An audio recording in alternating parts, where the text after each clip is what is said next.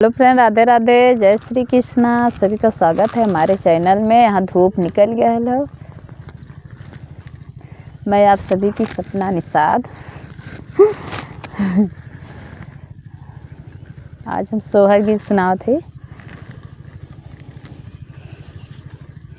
हरने पे हो, हरने पे आवैलिन ससुइया त बाबुल के उठैलिन हो।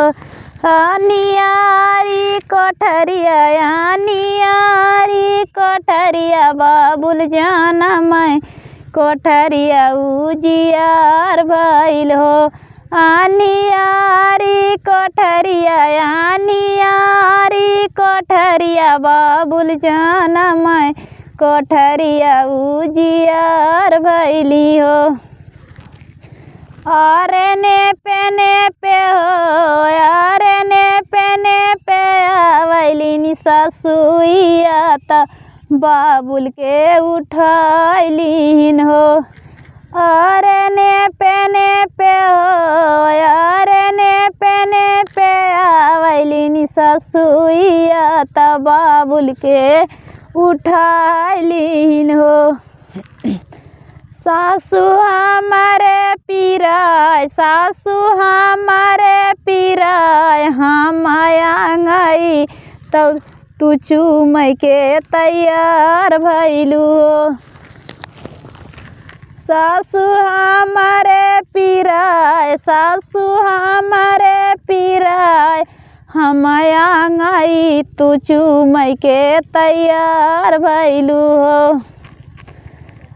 नियारी कोठरिया, नियारी कोठरिया बाबुल जाना मैं कोठरिया उजियार भइली हो।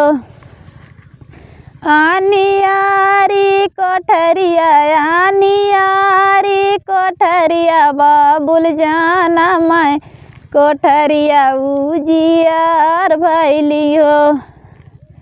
अरने पे हो, अरने पे आवैलिन जेठानिया त बाबुल के उठैलिन हो। अरने पे हो, अरने पे आवैलिन जेठानिया त बाबुल के उठैलिन हो। जेठानी हमारे पीराय, जेठानी हमारे पीराय, हम आंगई तू चूमय के तैयार भइलू हो। जेठानी हमारे पीराय, जेठानी हमारे पीराय, हम आंगई तू चूमय के तैयार भइलू हो। नियारी कोठरिया, नियारी कोठरिया बाबुल जाना मैं कोठरिया उजियार भइल हो।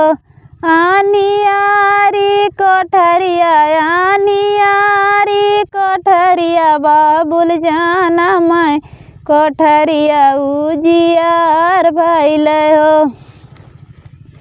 अरने पे हो, अरने पे आवैलिन ननदिया त बाबुल के उठैलिन हो। अरने पे हो, अरने पे आवैलिन ननदिया त बाबुल के उठैलिन हो। ननद हमारे पीराय, ननद हमारे पीराय, हम आंगई तू चूमय के तैयार भइलू हो। ननद हमारे पीराय, ननद हमारे पीराय, हम आंगई तू चूमय के तैयार भइलू हो।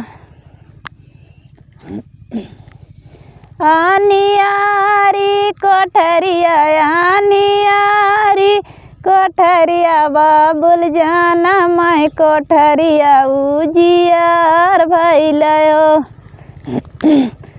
अनियारी कोठरिया अनियारी कोठरिया बाबुल जाना मैं कोठरिया उजियार भैलिन हो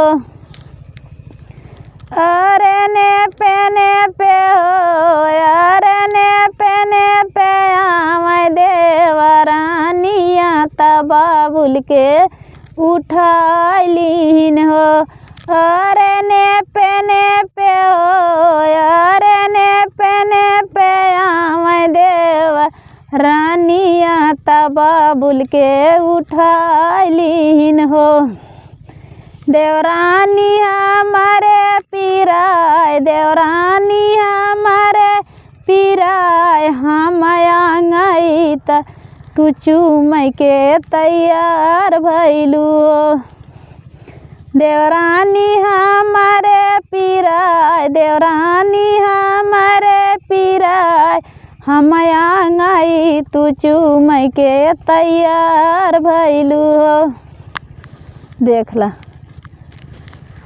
कितना मस्त लगा था सब हमारे यहाँ कुल गाड़ा रहा हुआ है देख ला कुछ गाड़ा में ज़्यादा मिलत है अगर अच्छा लगे तो लाइक किया कमेंट किया शेयर किया बाय